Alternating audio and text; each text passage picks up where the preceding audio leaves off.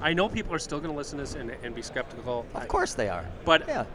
One thing that I would say, and I'm not a homer on this whatsoever, I've seen both sides of it, but the reason why I want to talk to you about it, you were there. You knew this situation before it happened. I knew Mitch. I knew Mitch was a recluse. He was a little shady. He did some shady things in his life, and yeah. We can't even talk about that. I didn't even think that was, so what he did, I didn't think that was beyond something he would do. Yeah. I always knew that Mitch wanted recognition. You don't get in this industry if you don't have some sort of an ego, and he wanted to be the best of the best, and he was willing to do whatever it took to do that. And we have seen that happen many times over with other people. Many times. I've scored so many deer that ended up coming out of enclosures or whatever that people tried to put them in the record books, and yeah. So that's my last point on this topic. Have deer enclosures and QDM ruined trophy hunting? In my opinion, it's ruined the skill set of a hunter to kill a trophy buck. Yeah, I'd say it depends on the state you're from. Wisconsin's been practicing QDM for a lot more years than, let's say, Michigan has, and so has Ohio, and Illinois in those states. And QDM just puts a lot more big bucks on the property, and obviously these bucks grow to maturity without getting shot at because there's kill criteria or age criteria, antler age criteria to kill the deer. So obviously they're passing by hunters as they're growing to that maturity age without any negative consequences. So obviously they're much, much easier to kill. There's quite a few of them on the actual managed property because they're not shooting any of the bucks. So once they do reach that kill status, they're very easy to kill. I mean, you watch these TV shows, and these guys basically have cameras out over food plots, and they got box blinds, and when they get the buck coming regularly into the food plot or coming into the corn they put in the grass that you can't see, they go out in their blind and they film it and they shoot it. And that's not deer hunting, by the way. I'm not saying I that. killed a spike on TV this year, just so everybody knows, and you're going to see that. I think spikes are pretty cool, actually. He had a broken leg, so I had an excuse, but go ahead. Yeah. I that's kind of weird because at Jay's Sporting Goods, I have like 68 deer heads on the wall, and I actually mounted my first buck, which was a spike, and put it up next to it, up in the mix of all these other big bucks. And 3 guys from the archery department were over there while I was putting it up, and they said, "What the hell do you mount that little damn thing for?" I said, "I was more proud when I shot that damn deer in the 60s than any buck on this wall." And I've got a 180-incher on the wall. Ted Nugent mounted his first one as a button buck. Yeah. That was his first deer. And he still got the mount. Hunting was just different back then. Before this management thing, you had to know how to hunt to consistently kill, 100, 120-inch deer if you're in a pressured state. And now, with all this micromanagement stuff, you don't have to. I know guys that have just started hunting, but they're hunting on family farms with food plots and minerals, and they're killing 130, 40-inch bucks every year. And with that skill set 20 years ago, that never would have happened without management. And now they're passing those deer up, too. Yes, obviously, the TV guys, they'll pass up 170 inches. Which just drives me insane because I'm like, you put a 140-inch buck in front of me, it's dead. I mean, it's not getting off that property. If I'm allowed to shoot it, is the other question. That's a call buck in some places. Oh, it absolutely is, and that's why I get to kill him. Yeah. So we're talking about that, but now what about the whole proliferation in a lot of states with high fences? Because it almost turns you jaded as, was that really? Like, guys are passing them off as wild kills, or? Oh, that happens all the time. I've scored 2 deer that ended up coming out of enclosures that got thrown out of the book. There was a magazine. Michigan has a magazine called Woods and Water, and on the cover of it, this guy, and he was a scorer for CBM. This was recently. This was recently. So just because you're a scorer doesn't mean you don't have a shady background. Hence the Mitch thing. So anyway, this guy shot this monster buck. He said it was shot with a crossbow. So this would have been a state record crossbow. It was on the cover of Woods and Water magazine.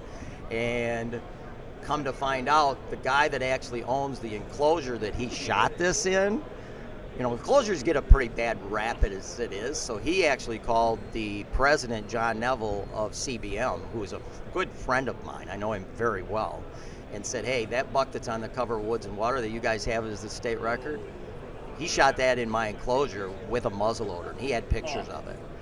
So John Neville had the task of going to this guy's house and telling him he had to take the buck out of the record book, plus the other 2 bucks he had in the record book he had to take out. And I mean, how embarrassing is that? That happened with Noel Feather, did the same thing.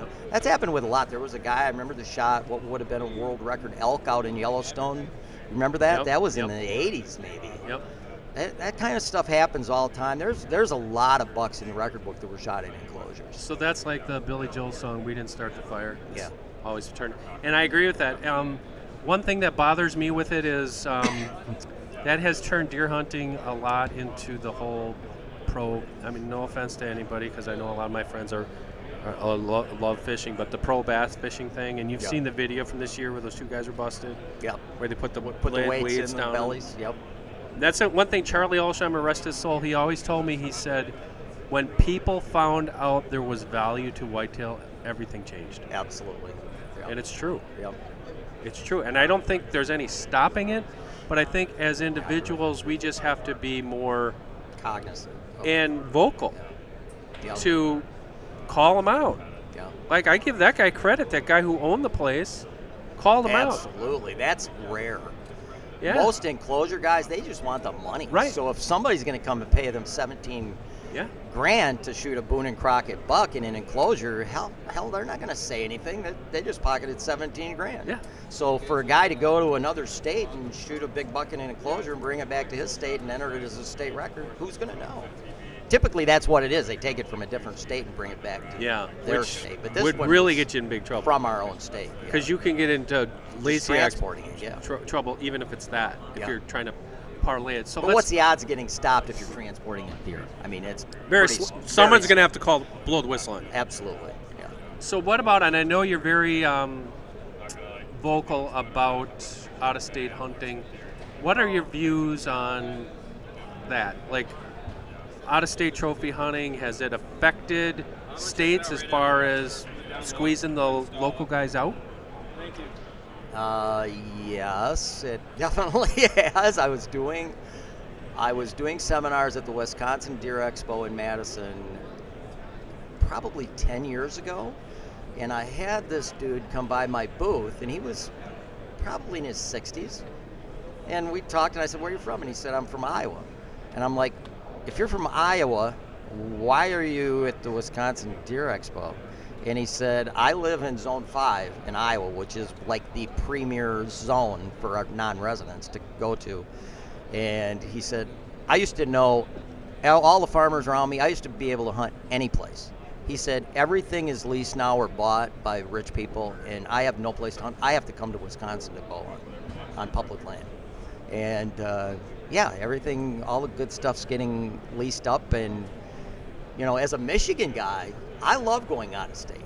I love going out of state and hunting like walk-on properties or public lands in Iowa and Kansas, Missouri, Illinois. I've done really well in Illinois in the late season, in Ohio. I just love it because there's just more opportunities. There's just, even though it's public land, it's different. It's just got a lot more mature bucks because there's a lot less hunting pressure in those states. Not necessarily Ohio. Ohio has a lot of hunters, but the Illinois, the Iowas, Kansas, Nebraskas, Missouris, you just have a lot more opportunities. I went 3 years in a row in Michigan without seeing a Pope and Young buck, not even visually seeing one or having one on camera. And I can go out of state. When I go to Kansas or Iowa, I'll see a minimum of 5 Pope and Young bucks in a week. Minimum. One year I saw 18 different Pope and Young bucks. So it's just different. I think anybody that lives up in the Northeast or in the Southeast, where there's just lots of population and lots of hunting pressure, man, if you ever get the chance to go out west, do it. But as far as, there's lots of the private lands where you used to knock on doors and get permission as a non-resident. That doesn't exist hardly at all anymore. Everything's leased up or bought up by deer owners. Deer Talk Now is brought to you by Mossberg. Mossberg has been supplying American hunters with quality firearms for over 100 years. Over the years, they've upheld their commitment to innovation by creating a handful of firearms that have shaped the way we hunt today. For more information, visit mossberg.com. So you bring up a really good point there, one that I'm very vocal on. I'm going to let you talk about it. Is I hear this all the time from our listeners and readers. Michigan would be just like that if we did blank. Mm-hmm. We would be just like Iowa. We'd grow just as big a bucks as Iowa. Would they? No, they wouldn't. The soils are different. First of all, when you get in northern lower Michigan, it's all sandy soil. So there's very little minerals, and I always kind of correlate antler growth and body size of deer with crop yields.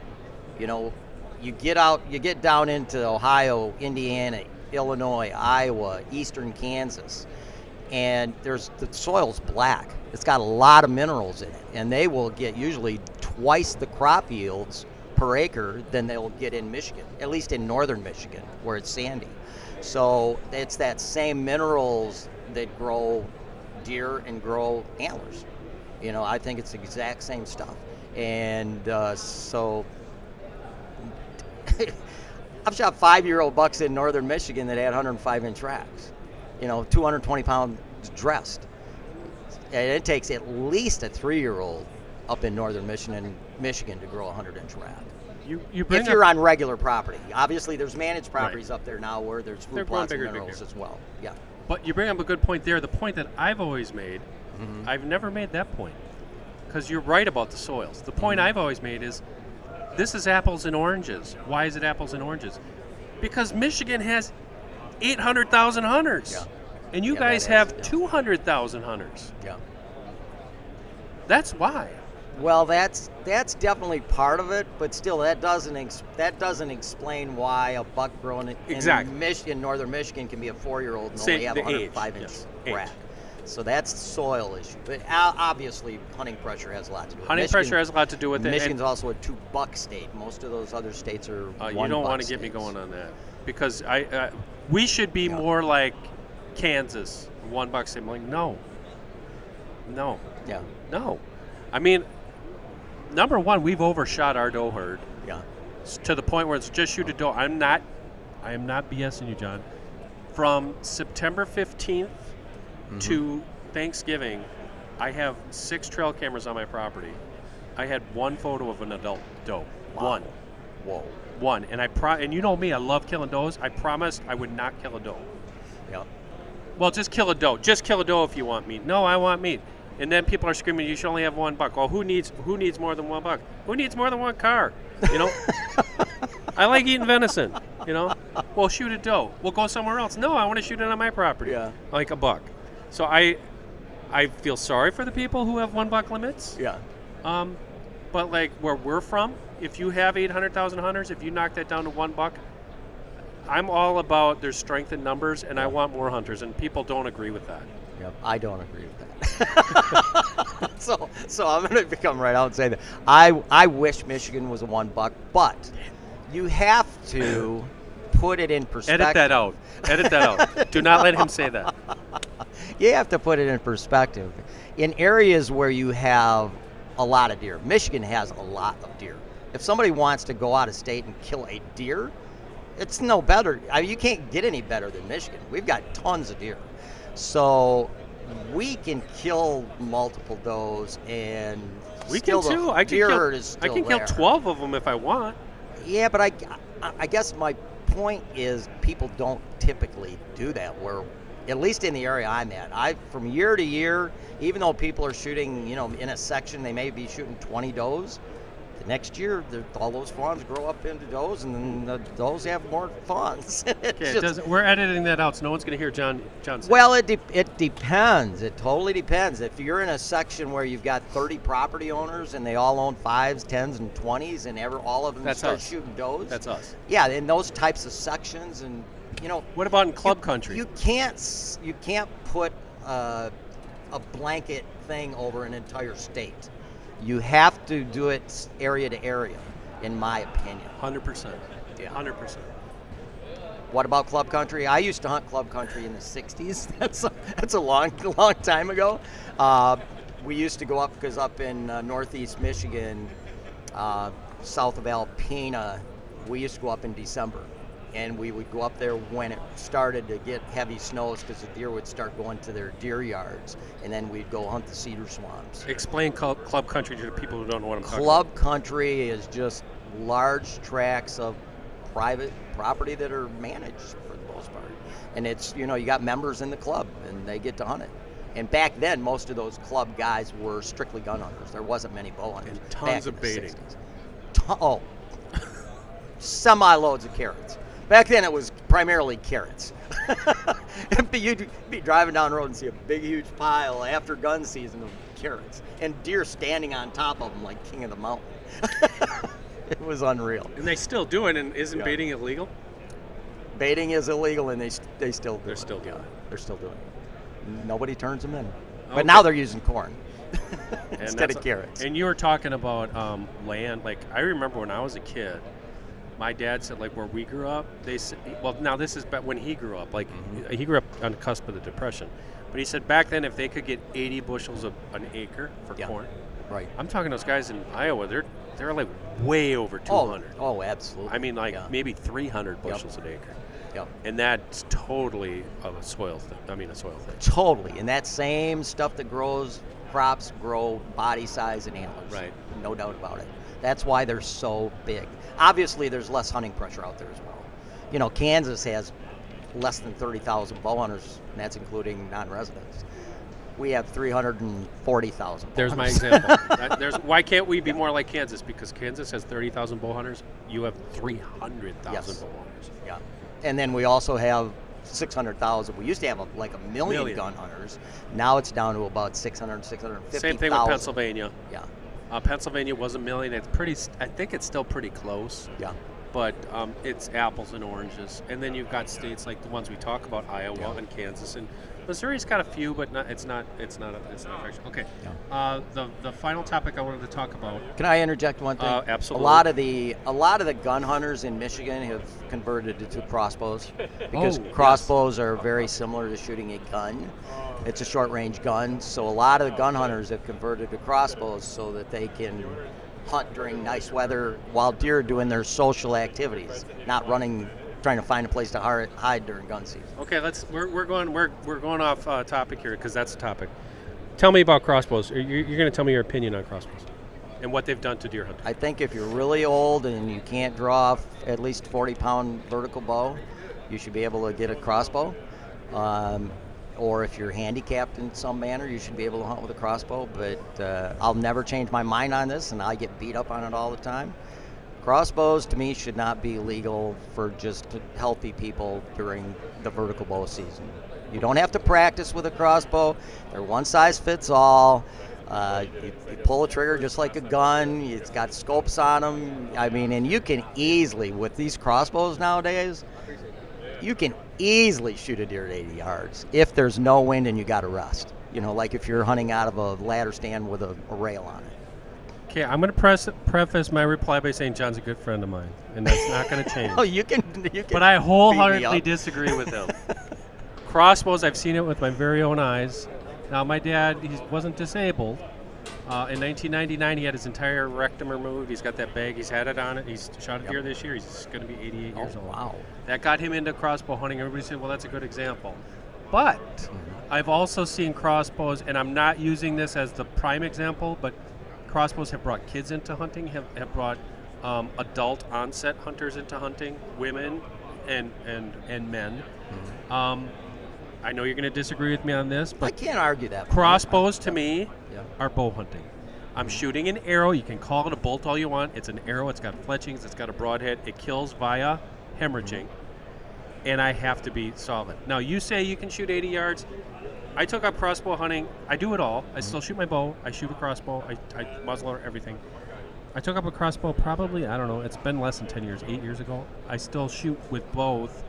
The longest crossbow shot I've ever attempted was 54 yards. That's you, though, Dan. You're That's a deer me. hunter. You've hunted all your life. You know the limitations or what the limitations 100%. Should be.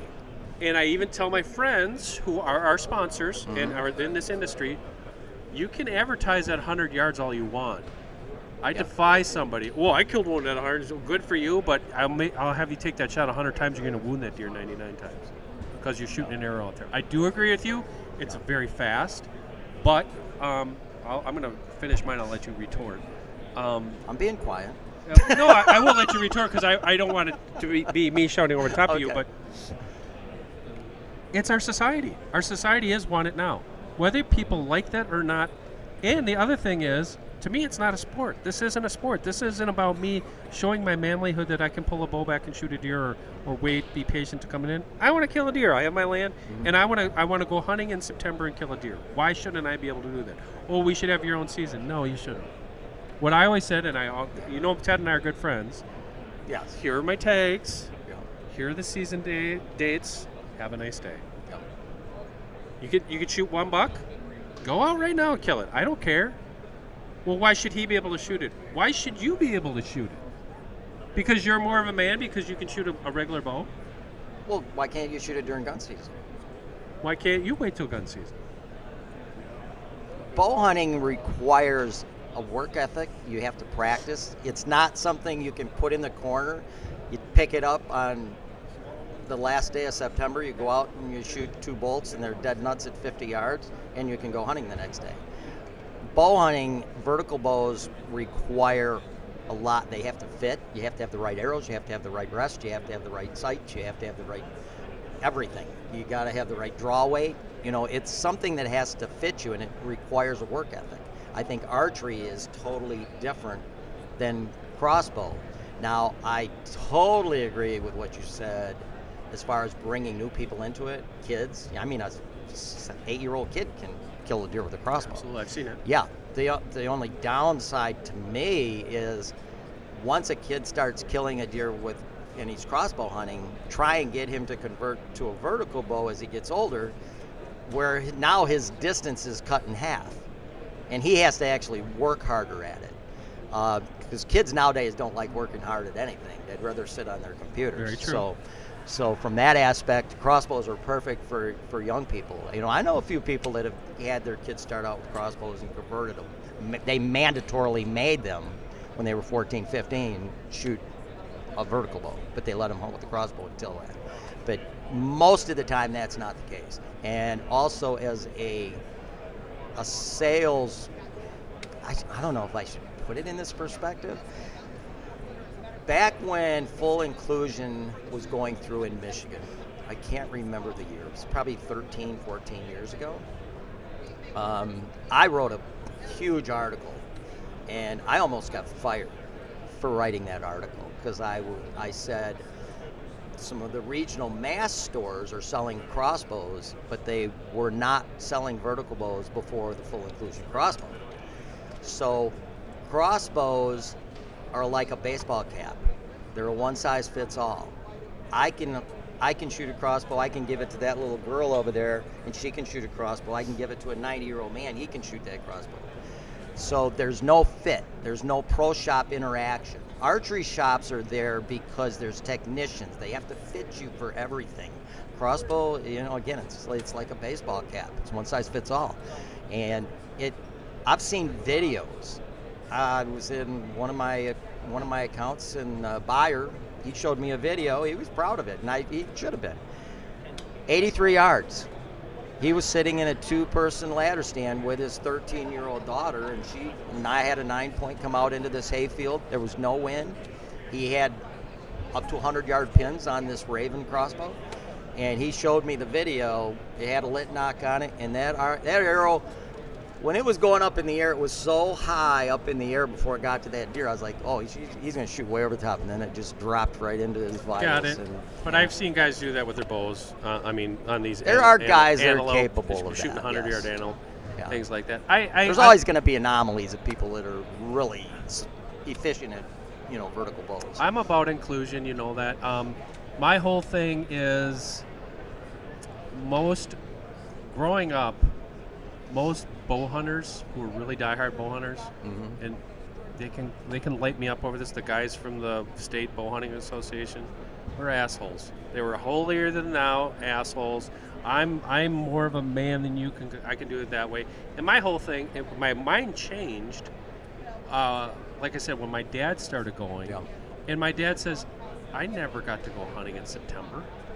I always had to wait till November till it was just effing cold outside. You only lasted for an hour. And so that changed my mind. And then the other thing that changed my mind was for the private land guys. Guy works his whole life, busts his ass working at the foundry, buys his 40 acres of property. I got You know, to agree with that part. And he's got his man. It's like, well, you can't go hunt. If you want to go hunting, you got to wait till November. No, I'm paying $4,000 a year in taxes on this land. I want to go kill a deer in September. Yeah. Well, take up a regular bow. I don't want to. It's interesting you say that because I was at a DNR meeting, and this was when they were trying to convert Michigan into a APR state, and at least certain zones.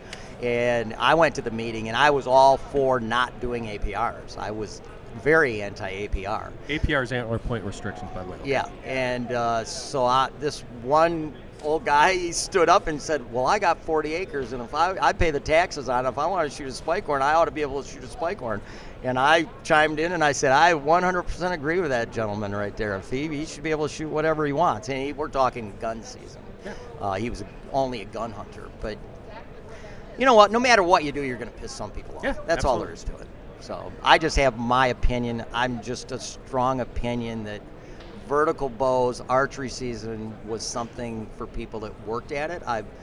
I can remember Bob Eastman and myself wanted to, when they were working on the full inclusion, we wanted to do 55 years and older across the counter for crossbow, and then obviously if you're disabled, you get a doctor's permit. That's how it started in a lot of states. Yeah, but I think the Michigan Bowhunters Association, they were so adamant about not changing anything that it pissed the NRC off, and they just said screw it and did full inclusion. And that's what I see here. Like, okay, so we had fun with this, but what I see with this whole discussion where this is kind of, it's not, I don't think it has a lot of momentum, but in areas where it would, if somebody said, well, they should have their own seasons, like, okay, I don't want to carve this up anymore. Yeah, I agree with that too. Okay, so regular, if you shoot a compound bow, you can go from September 1st to October 1st. Then the crossbow guys get 3 weeks, and then the gun, no.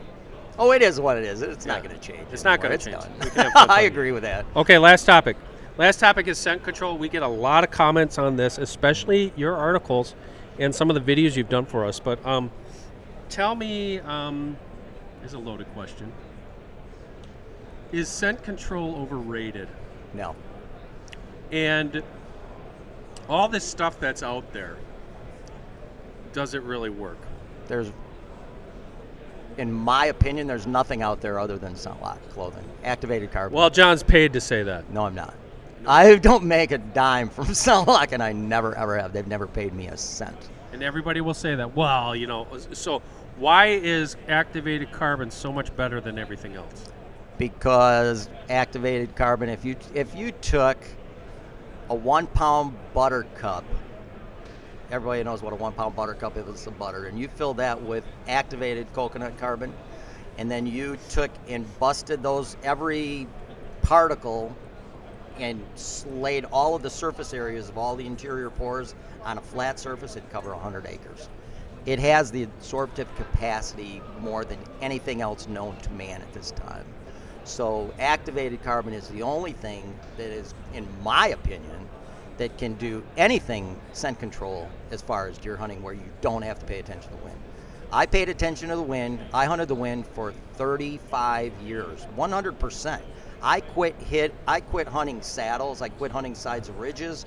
I quit hunting openings in timber because, especially if the foliage was on, because when the wind hits those trees, it would start to swirl like a whirlpool in a river. You'd get swirling winds. Same thing happens in the saddles with thermals and also swirling winds and on the sides of ridges.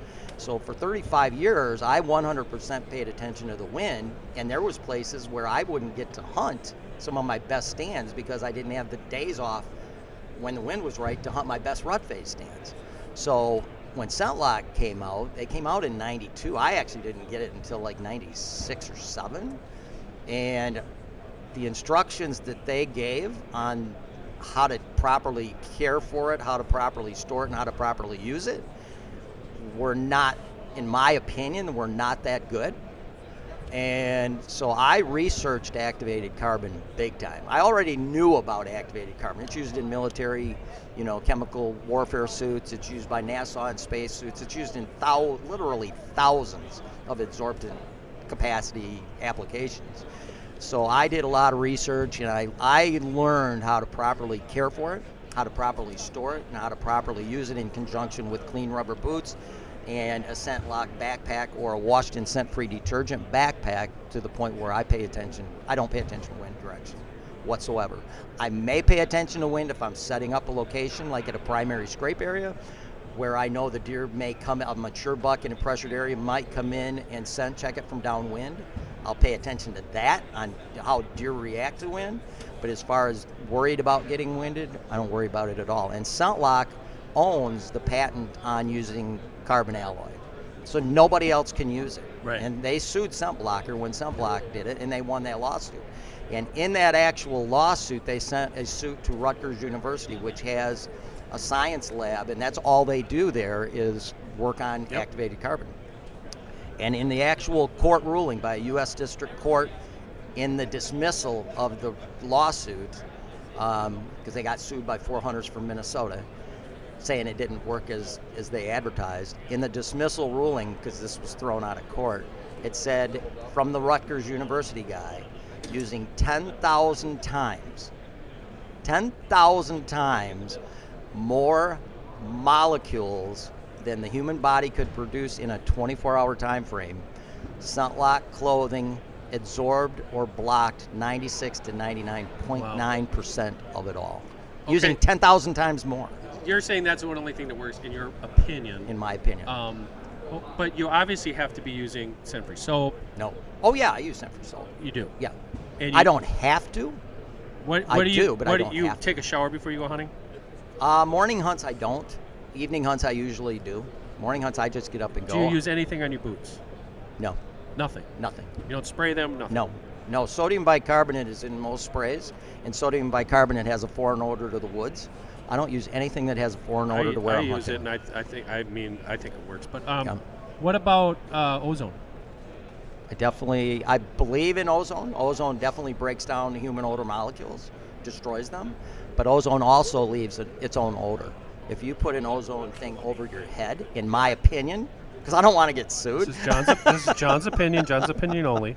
If you put an ozone, they're not the opinions of Deer Talk Now or its subsidiaries. Yes, there you go. So if you put an ozone machine over your head, it's killing your body odor, but it's excreting its own ozone molecule odors, and that's foreign to the deer woods. So I know a real high-profile guy that had a TV show. Okay, he's from Michigan, and he was sponsored by them. And he told me that when he was using ozone on his hunts out of state, typically they're paid to hunt ranches in lieu of advertising the ranch for the TV show. It worked fine. But like you and I have talked about before, deer out in those situations that don't get shot at till they're 4 years old, they accept some semblance of human odor and foreign odors. He said when he started using those machines on his property up in northern Michigan, because he lives in northern Michigan, he owns 80 acres, 2.5-year-old bucks were winding that and spooking. He totally quit using it, and he's in a pressured area. I've used it all. I use the sprays. I use the shampoos and all that stuff. Well, body. I don't have hair, so it's body wash for me. But I think I'm still a proponent that every little bit helps. Yeah. But I'm not like you in the fact that you're just disregarding wind. I'm a scent control Nazi. I know you are. Yeah, I pay zero We've produced the videos of you with your scent-free van. Yes. And when I looked at it, I'm like, yeah, this dude wants it way more than I do. Well, and a lot of people think that when you go hunting, there's a big process to actually parking and getting dressed to go hunting. And that is so farther from the truth that it could be. The prep, it's just like deer hunting. Most your deer hunting, when you kill a deer, you're reaping the rewards of all of your scouting and location preparation and all the work you put forth prior to that. You're just taking advantage of the kill. Same thing when you're using scent lock. Scent lock, the preparation is done at home, where you're putting the stuff in the dryer. You don't wash it. You only put it in the dryer to deabsorb it. You can't reactivate activated carbon unless it's 1450 degrees under pressure. So when you're putting it in the dryer, you're just deabsorbing it. You're just removing some of the molecules that have bonded to the activated carbon pores, and they're going out the dryer bed. So, once you learn how to do all that process and store it in airtight totes as soon as it comes out of the dryer, and then you put that stuff in your vehicle. I just happen to drive a minivan because I can step behind the seats, and I got a little motel room back there with no seats. All the preparation's done at home. Once you park, all you got to do is open your totes, put on your under base garments or your layer garments or whatever, just like you would on regular hunting with regular clothing, and then put on your sunlock, put on your sunlock gloves. Do you wear the whole thing with the mask? You have to wear the head cover with the drop-down face mask. That's one thing. I'm glad you said that, because even the ScentLock guys that are sponsored by ScentLock on TV, and there used to be a lot of them. I think there's only one now TV show sponsored by ScentLock. Those guys don't know how to use ScentLock. They wear a logo cap like the one you've got on right now. And if you got your hair, 40% of your odor comes out of your head. Your beard, your hair follicles, when you take a shower in the morning, your hair is oily at night. Well, that oil by your head is just seriously where bacteria grows and multiplies. So you got so much odor coming out of your head. You have to wear the head cover with the drop-down face mask that covers your nose. So you're breathing through that as well. And then you have to wear the gloves. You have to wear rubber boots. And a lot of guys, when I do seminars and I start talking about scent control, I would ask everybody, how many people have used ScentLock? This is really interesting, by the way. How many people in this room have used ScentLock? Usually about half of the hands go up, because a lot of people have tried it over the years, but they just didn't use it correctly or care for it correctly. Okay, half of the hands that go up. Okay, how many of you guys got winded using ScentLock? Probably 3/4 of the hands that had went up go back up again. And how many of you guys don't use ScentLock anymore? The same 3/4 of the guys, they're not using it anymore, other than just as regular camo. So then I ask, okay, of you guys that have used ScentLock in the past and got winded, how many of you washed your backpack in scent-free detergent? Nobody. I don't think I've ever had anybody raise their hand. So you get into your backpack every day with your bare hands, reloading it. Yeah, and it's a huge human scent wick, and it's up in the tree with you. And then when you get busted, what are you going to do? Well, the ScentLock didn't work. Well, it didn't work, and they're eating a salami sandwich when they're sitting on a tree stand. Yeah. I mean, you've got ScentLock is not, if you just wear the jacket and the pants and the gloves and you don't wear a head cover, you're still taking care of 60% of your body odor, but 40% of your body odor coming out of your head is going to blow you up. This goes to beyond the ScentLock discussion. It's just about smart deer hunting. Yes. It's the devil is in the details. Yeah. On everything, like you said, scouting. Tree stand, hanging a tree stand. You hung the tree stand because you're kind of lazy because you don't want to get it around the edge of the tree where you would be more covered. Right. Well, you got busted. Well, this sucks, or this whatever. I blew it because blame of it on this. something other You're than blame yourself. it on something else. Yeah. It's a great point. Yeah. Well, we're going to talk more, but we're not going to do it today. Okay. Thank you, John. This always. The thing I pleasure. like about us is we can have these conversations. They can be heated, but we still respect each other at the end of the conversation. He's John Eberhart. I am Dan Schmidt. Thank you from on location in Indianapolis at the Archery Trade Show. This is Deer Talk Now. Deer Talk Now is brought to you by 10-Point Crossbow Technologies. Whether I'm in a tree stand, ground blind, or spot and stalk hunting, I know the Nitro 505 is up to any challenge. Check one out at a dealer near you or log on to 10pointcrossbows.com for more information.